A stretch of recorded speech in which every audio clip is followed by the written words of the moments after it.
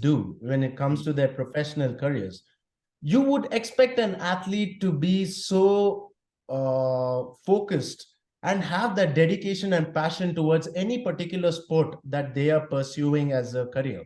Right. Given that the kind of the amount of time and effort that they take in, if you look at any professional athletes Yep. daily schedule, they barely have time. They barely have time when it comes to, like, how fixed and dedicated they are.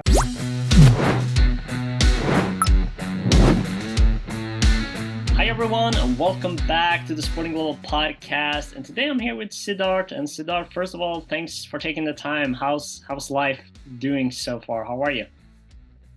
Hi, Ole. Thank you so much for having me on your platform. Doing okay. Yeah, back in India right now.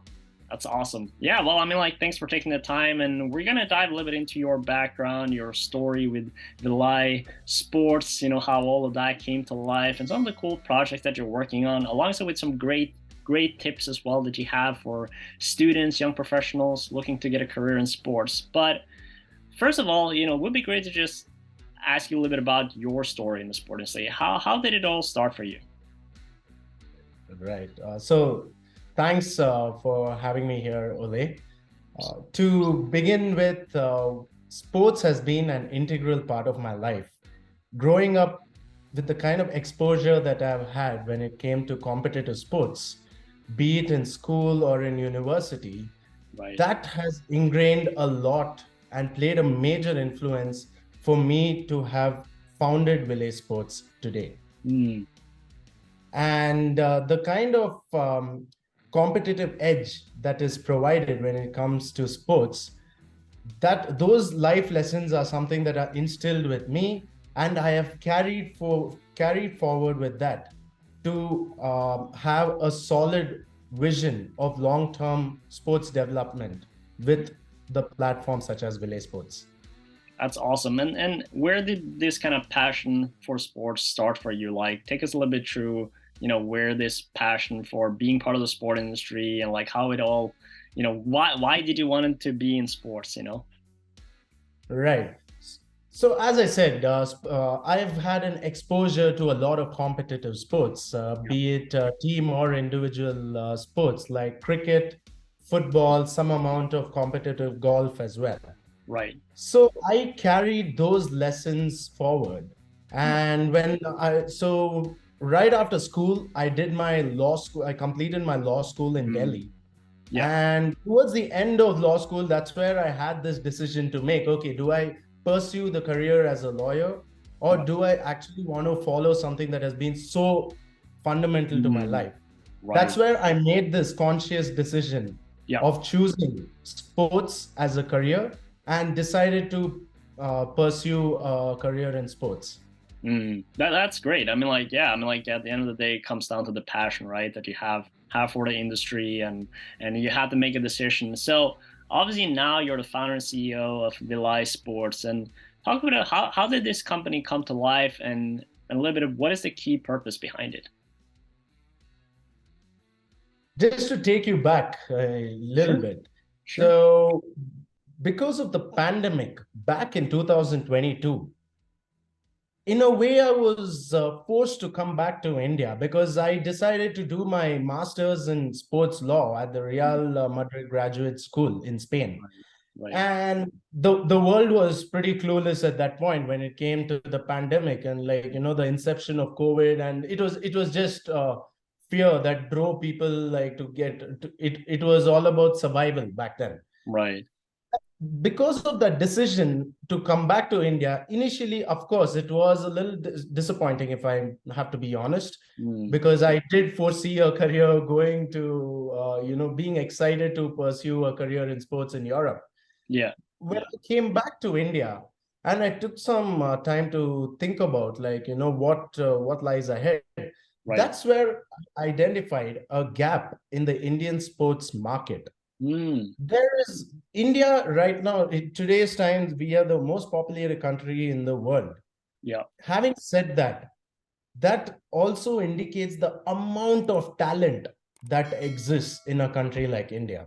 For sure. And that's where this gap was identified where we felt that having the careers of certain athletes supported at the initial or at the grassroots or even at the progressive years, Right. that would make a fundamental difference. And you're going to see a lot more accolades coming to the country. Yeah, for sure. If you go to see, you have the counterparts like China, where if you let me put Olympics, for example. Sure. When you look at the Olympics, you will see the staggering number of medals that are won by countries like USA, China, United Kingdom. And if you look at India, we are making progress every 4 years at the Olympic Games. Right. These small strides are because of certain aspects that we are able to find out and identify that, okay, this is something where if we can support this athlete, they are going to win a medal for the nation. And these are some of the things that these countries that I named earlier had identified few years much before in comparison to the other nations. Yep. And that is the success for them at the most elite level. Right. So if you have to see the gap that we have identified in the Indian market today, this is something that is going to be very crucial for an athlete's career when you're talking about athlete management. Right. Given the kind of limited support and infrastructure that they're working around with, and they're still able to advance so much in their careers, that's where a player like an athlete management can come into the picture to boost and uplift their career. Right. And try and really help them take it to the next level. Sure. To get them on that same competitive edge. Right. Essentially building the structure around it, right? To simplify the daily life of an athlete, right? And as you were saying, India is a lot of people, as I think most of us know, and there's a lot of talent there, right? But then it's about, Absolutely. as you were saying, it's, making sure that this talent is actually, taking it to the next step, because, there's a lot of talent there, but if they don't have, the support around them, it will be hard to take it to the next level and compete at the highest level. But I'm glad to kind of see that, this is improving, as you were saying, for every 4 year in the Olympics. You see, increase participation and performance, of course, over time. And as you were, kind of covering, one of the key areas of the company is athlete management. And go a little bit more in depth on how you manage athletes. What are some of the things that you do in order to help the athletes? Right. So this is an interesting question that you asked, Ole, because if you look at what athletes do when it comes to their professional careers, you would expect an athlete to be so focused and have that dedication and passion towards any particular sport that they are pursuing as a career.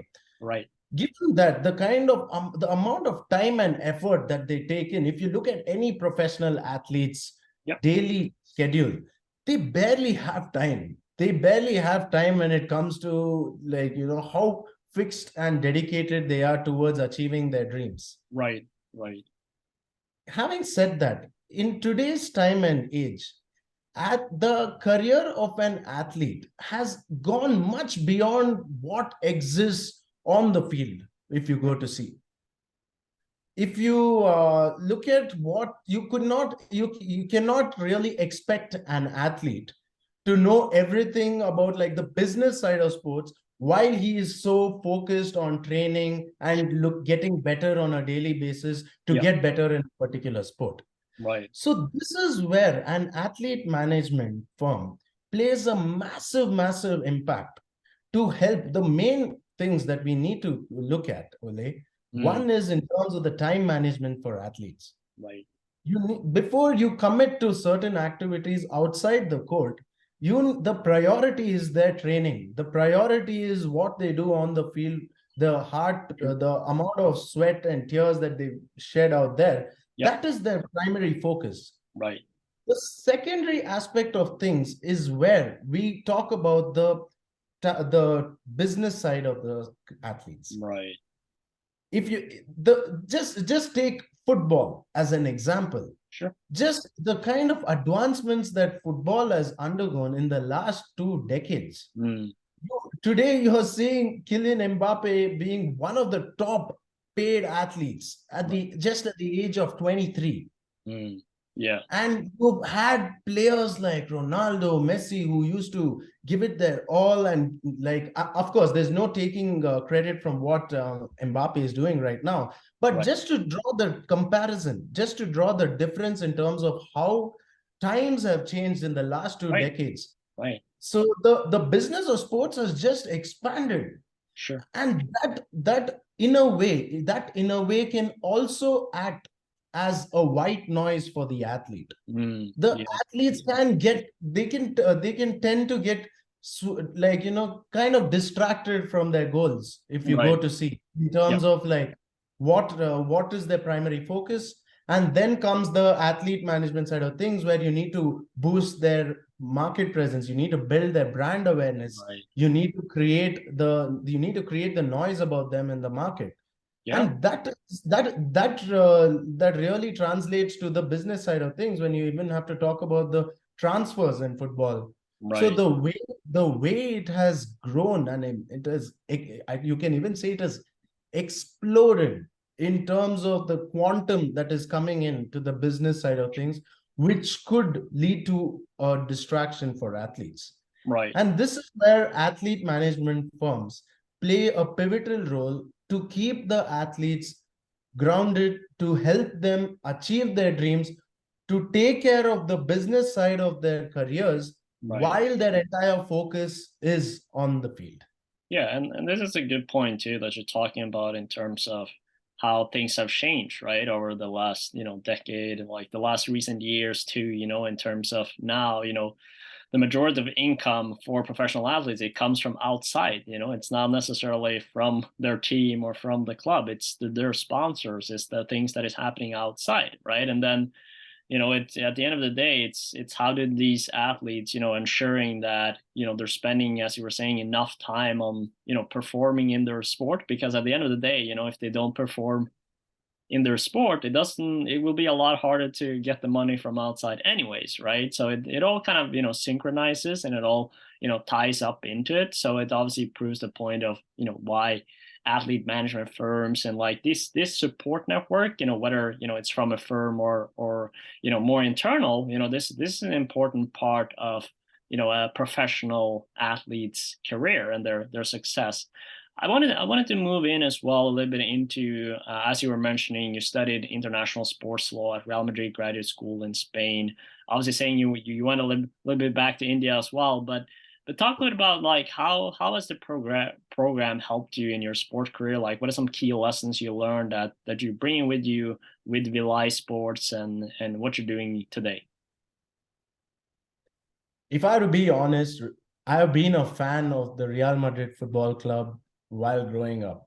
And the kind of legacy and the kind of name that it has when, being one of the top football clubs in the world, having that recognition, that was one of the key pointers for me to look at and even consider Real Madrid Graduate School. Having said that, the second factor that I would say that helped me make this decision of choosing Real Madrid Graduate School for my master's program was because of the kind of content that was taught to the students when it came to the courses. The kind of exposure that the students got being at the facilities, having the opportunities to go to various conferences. And the third most important thing is the kind of industry experts that used to come and share their insights in the classroom with the kind of drive and energy that they used to come with. Having some of the professors they were sports code of arbitration or sports lawyers. And they used to finish that work, and with that same amount of drive and energy, they used to come and share their insights with the students. Those key insights where, you may have the smallest to the biggest questions, the way they used to patiently analyze and help you understand certain problems, or help you gain that sufficient knowledge in terms of how the sports industry is doing right now, what are the transitions, what are the certain what are the present insights that are taking place within the industry. Right. Those were very big learnings for me. Yeah. No, I can imagine. That resulted in the inception of Vilay Sports and played a crucial role, because it gave me an opportunity, Ole, to understand the fundamental cultural difference between Right. what I saw growing up in India and Yeah. having my experience over there during my master's in Spain. If I Absolutely. have to put it in simple terms, just to the one of the professors over there asked me a question like, why is cricket so big in India? Like, why is that the phase of football not there? Right. I had to simply look at my surroundings, and I realized that, Professor, it's simple. While growing up, we are given a ball and a bat as kids Right. to pass time. Yeah. And over here, the main thing that I see is every kid out there has a football growing up. Right. Right. Nice. So Good point. it's the cultural difference that opens so much of doors for me. Right. And that's where I realized the kind of advancements that are taking place when it comes to certain sports like football. When Right. you're going to be comparing football in Spain versus football in India, Sure. there is a big the the drive, the craze for the sport existed much earlier, and that played a massive influence for the amount of people who are taking up football as a career out there. Yep. Now, if you have to look at it in India, you can say the same thing when it comes to the sport of cricket. Right. India is the hub when it comes to cricket, and right Yeah. now, IPL, it has become the Indian Premier League. It's a commercial cricket league, which Right. has become the second most valued sporting league in the world. Mm. So this is a clear indication about like what has existed historically, culturally within the society, and Right. how the society appreciates certain sports. Yeah. So those learnings have helped me and have enabled me to have that understanding. I gained that sufficient knowledge and took those learnings into India, and you can easily you can uplift any person's career when it comes to India with the right kind of support, the right kind of infrastructure, the right kind of coaching, the right kind of, even in today's time, the most important thing is mental coaching.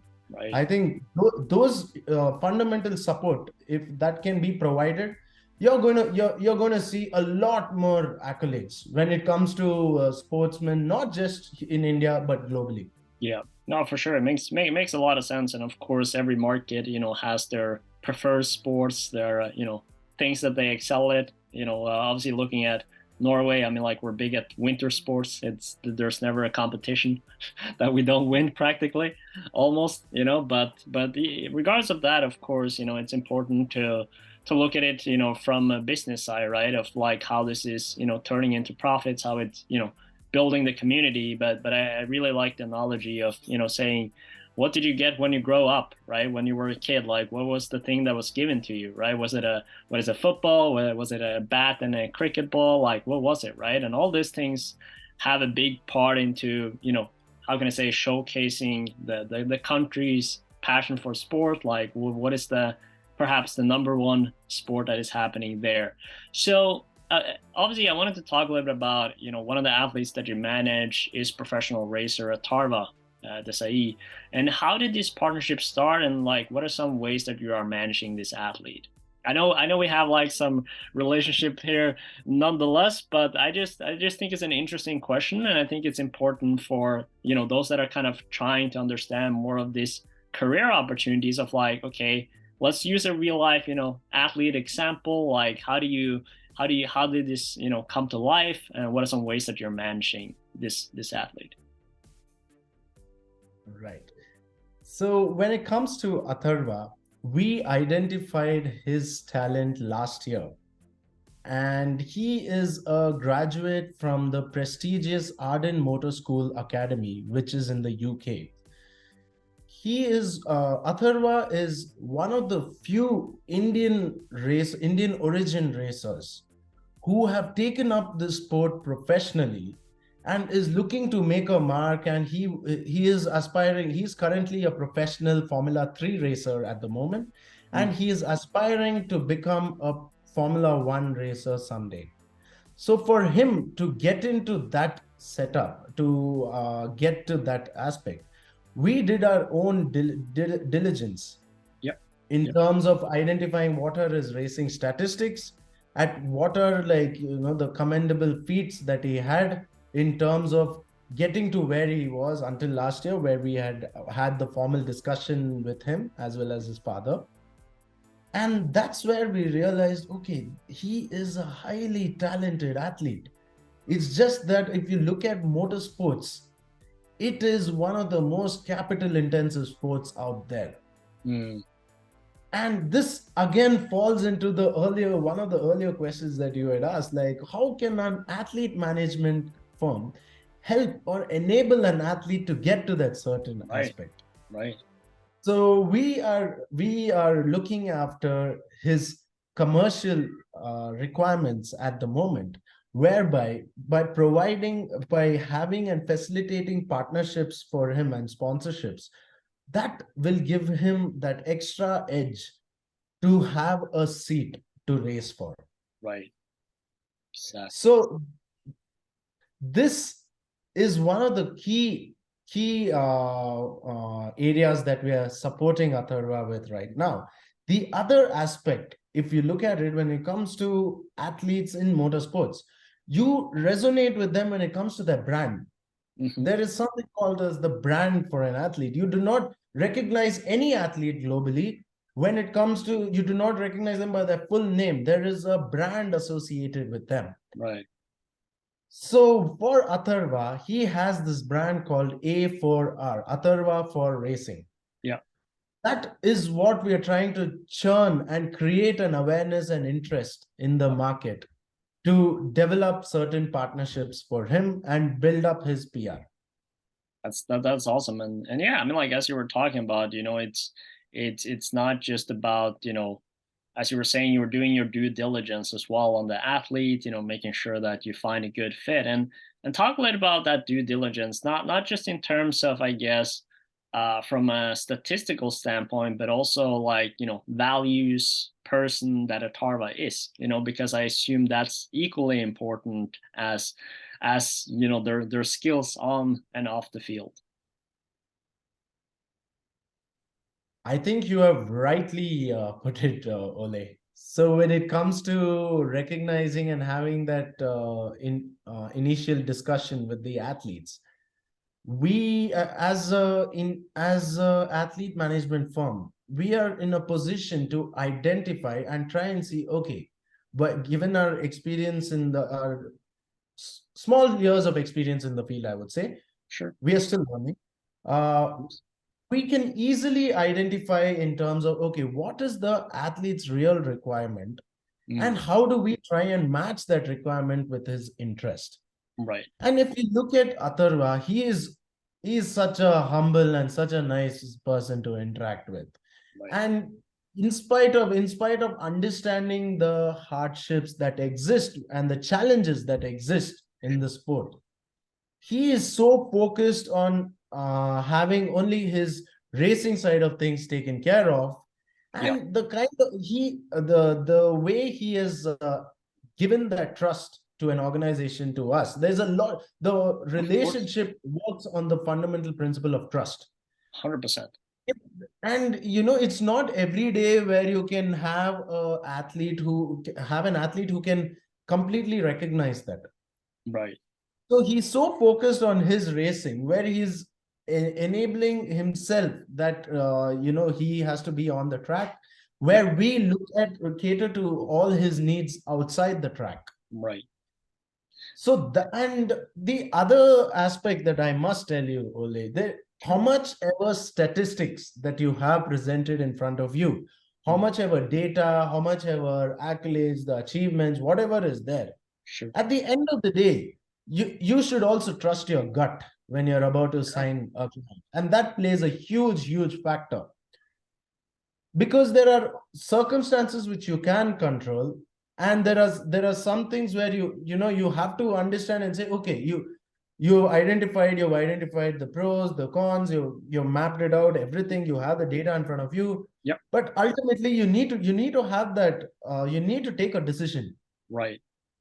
So that decision is what we have also taken with Atharva. Yep. And No, for sure. we truly believe in his capabilities when it comes to what lies on the track.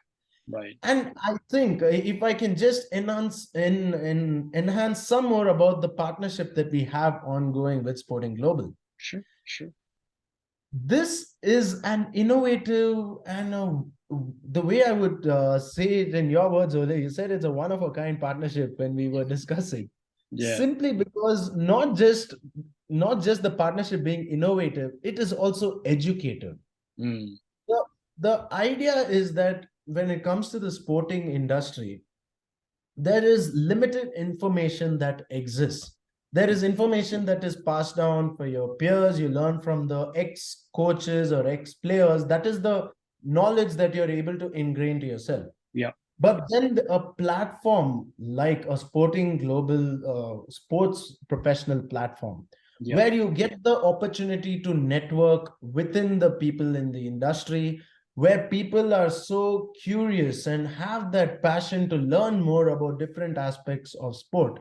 Right. I think that is going to play a huge role, not just in terms of boosting Atharva's career, but in terms of Sporting Global and having that engagement with an international firm like Vilay Sports. Right. This international partnership in itself is a clear indication to the kind of opportunities that it can create within the sporting community. So Right. that was a fantastic approach that we have taken, and we are Absolutely. like, I know we have just kickstarted the partnership, but we are really looking forward to the kind of content that is going to be coming out on your platform. Likewise, it's exciting to have you guys part of it, and I appreciate, of course, your kind words about the platform and the partnership, and I think it's important what you talked about as well when you were kind of talking about these partnerships and these collaborations with athletes, brands, whatever it might be, or sponsorships, right? Where at the end of the day, there is this factor of trust, right? And this factor of trust and gut feeling that has to be there. And I think trust is like a very critical part in everything that you do. And making those decisions, like there has to be a mutual trust there. And speaking of kind of, we're about to run out of time here, so I just want to make sure we cover the last questions. And the last thing I just wanted to cover, like, we touched a lot upon your journey, a little bit about, athlete management firms, like how your journey works with in this regard, how we're working on a specific athlete and the way you manage that. So lastly here, like what tips do you have, for students looking to get a career in sports, maybe working with athletes and athlete management, what tips would you give them? This is an interesting question, Ole. So if I have to put forth a fact before you today, Sure. according to certain research reports, the sports industry is on its way to cross $650 billion by the end of 2025.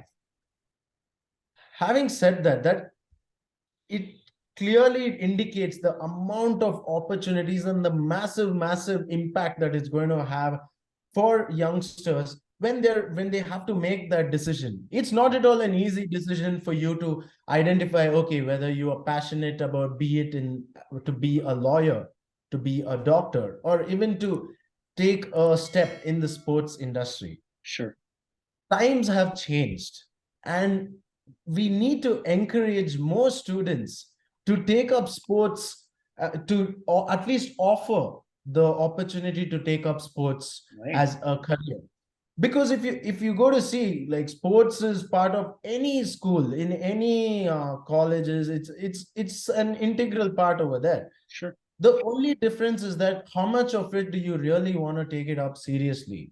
Right. And like, I think that those times have changed where it's no longer just a pastime where, you just go out and play, where students or anyone who is young, they get that feeling that, okay, look, I'm really good at it when it comes to sports. So why not give it a shot? Right. I would definitely encourage youngsters who are highly passionate when it comes to any sport of their liking. There's no limitations on that, to at least give it a chance in terms of understanding what are the kind of opportunities that exist. Because in the sports industry today, it's no longer just the case where it's a young generation that wants to enter the industry. Sure. Sure.